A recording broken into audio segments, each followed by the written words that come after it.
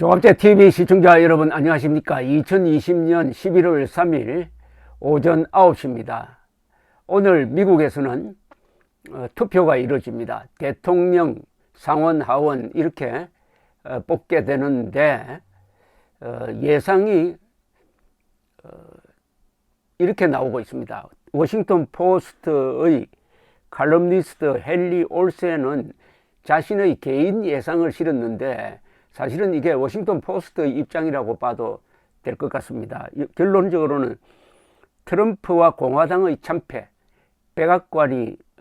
민주당이 백악관과 상하원을 싹쓸이한다 이렇게 나와 있습니다. 이런 예상은 언론사에서 공개적으로 하고 있는 게 또 한 군데 있습니다. 영국의 권위 있는 주간지 이코노미스트가 예측 모델을 개발해 가지고 예상을 하고 있는데 거기서도 바이든 당선이 압승으로 나오고 있습니다. 바이든 압승 96% 가능성, 그리고 상원 하원도 민주당이 차지한다. 그러니까 워싱턴 포스트와 이코노미스트는 공개적으로 바이든과 민주당의 압승을 예측하고 있습니다. 이 워싱턴 포스트 헨리 올센의 예측은 아주 구체적입니다. 예컨대 바이든이 선거인단 표로 환산해 가지고 350대 188로 트럼프를 꺾는다는 겁니다. 270표가 당선권입니다. 그런데 훨씬 더 많이 받는다는 거죠. 350대 188. 전국 득표율은 트럼프 45.3%, 바이든 52.5%. 이걸로 하면 7.3%포인트 바이든이 더 많이 얻게 되는데 왜 이렇게 선거인단 표에는 압도적이냐 하면은 미국에서는 각 주별로 승자 독식으로 해가지고 0.1%포인트로 이겨도 그 주에 배당된 선거인단 표를 다 가져가는 제도 때문입니다. 그리고 워싱턴 포스트는 상원은 민주당이 50석이 되고 공화당이 48석이 되어 가지고 상원에서도 이긴다. 현직 상원 의원이 패배하는 곳은 아리조나, 콜로라도, 노스캐롤라이나, 메인주에서 민주당 후보가 승리한다. 알라바마에서는 공화당 후보가 승리한다. 이렇게 예상을 했습니다. 하원은 민주당이 246석, 공화당이 189석으로 예상을 했습니다. 이 워싱턴 포스트는 트럼프는 2016년, 4년 전 2016년보다 백인표를 덜 받을 것이다. 특히 백인들 중에서 이 대학 졸업 이상의 학력을 가진 사람, 대학 졸업 이상의 학력을 가진 사람 숫자가 더 많아지고 있고, 여기서는 압도적으로 트럼프가 지고 있다. 그러면서 결국 트럼프의 이 득표율은 45% 정도. 이것은 그동안에 지난 4년간의 평균 국정평가와 거의 같다. 트럼프는 한 번도 잘한다는 이야기를 50% 넘겨본 적이 없습니다. 항상 40%에서 왔다 갔다 했는데 그게 바로 그대로 이번 득표율로 연결될 것이다. 이렇게 이야기를 했습니다. 이 예측대로 바이든이 압승한다면은 트럼프의 선거 불복은 불가능할 것입니다. 근소한 차이가 아니면 법원으로 가져가도 이길 승산이 없고 여론이 워낙 압도적으로 형성되므로 불가능할 것으로 보입니다. 칼럼니스트 올센은 바이든의 승리는 결국 상식의 승리다. 트럼프가 거짓 선동으로 미국의 민주주의를 해치고 미국을 분열시켰는데 이제 바이든은 미국을 통합하라는 역사적 사명을 부여받게 될 것이다 라고 했습니다. 어제 있었던 오늘이군요. 뉴욕 타임스가 항상 수십 개의 여론조사를 종합을 해가지고 그날 싣고 있는데 투표 당일 오늘 마지막 여론조사 집계를 한 걸 보면은 역시 워싱턴 포스트의 예측과 거의 비슷합니다.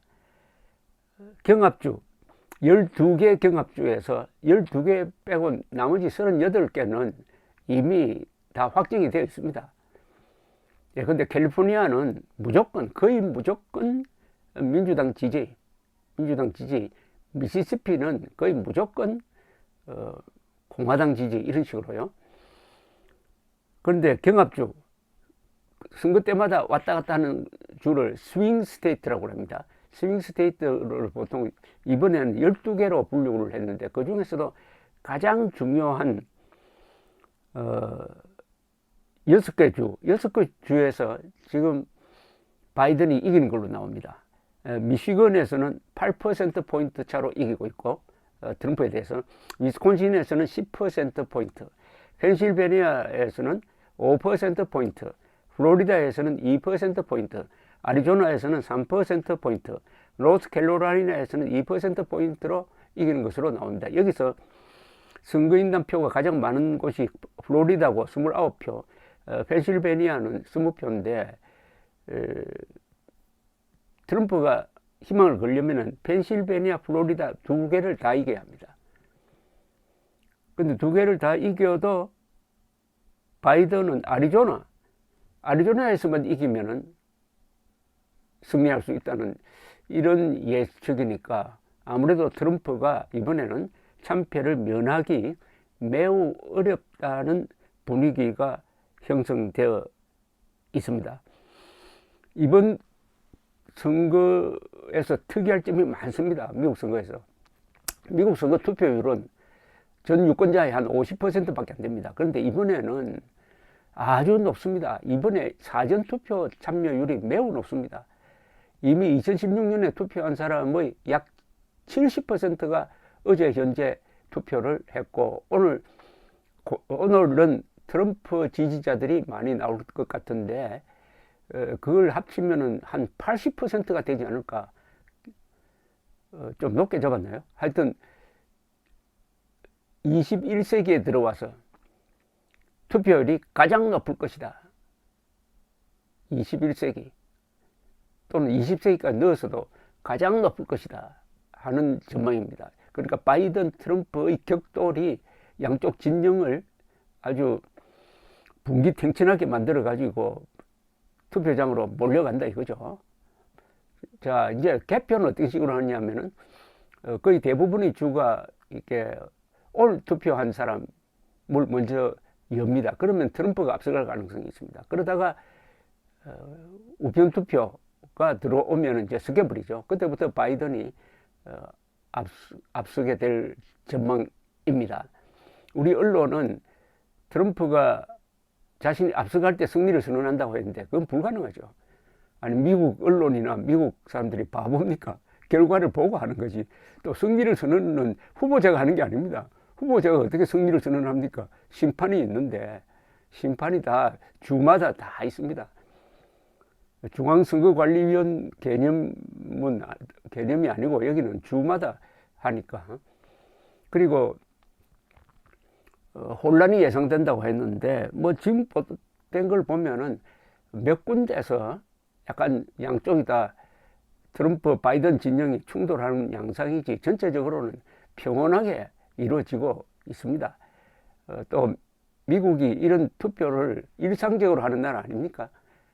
그러니까 우리나라에서 걱정하듯이 그런 폭동 사태, 이런 것은 대규모 조직적인 폭동은 있을 수가 없다고 저는 생각하고, 오늘 특히 이 날씨가 좋습니다. 날씨가 좋으면 투표율이 미국에서는 높아진다고 합니다. 이번 이 선거를 바라보는 한국인들의 입장은 여론조사에 의하면 4대1로 바이든의 승리를 바란다고 합니다. 한국인들이. 갤럽 조사입니다.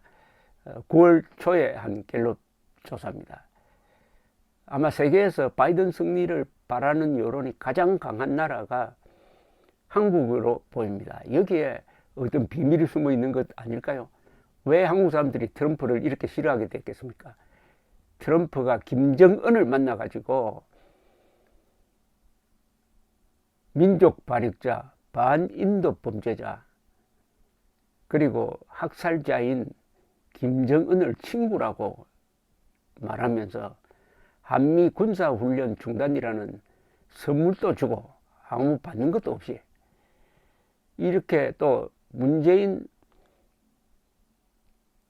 대통령과 어울려 지내면서 북한 인권 문제, 세계의 인권 문제를 등한시하고 뿐만 아니라 푸틴, 시진핑, 그리고 에르도안 등등 세계의 독재자들과는 편하게 지내고 나토 국가, 유럽의 나토 국가와는 불화하고 수시로 한미동맹 건드리는 이야기를 하고 분담금 올려주지 않으면 주한미군 철수한다고 압박하는 여기에 신물이 난 건 아닐까요? 그래서 바이든이 지난 주말에 연합뉴스에 기고문을 보내가지고 나는 주한미군 철수를 압박하면서 한국을 갈취하는 짓은 하지 않겠다고 했습니다. 바이든 승리가 확실해지는 것은 내일 아마 정오 무렵부터 확실해질 것 같습니다. 그때부터 이 세상이 달라질 것입니다. 무엇보다도 트럼프가 포기했던 미국의 세계적 역할, 즉 세계 자유의 등대 역할을 다시 하게 될 것입니다. 내일 등대가, 자유의 등대가 다시 반짝반짝 할 것입니다. 감사합니다.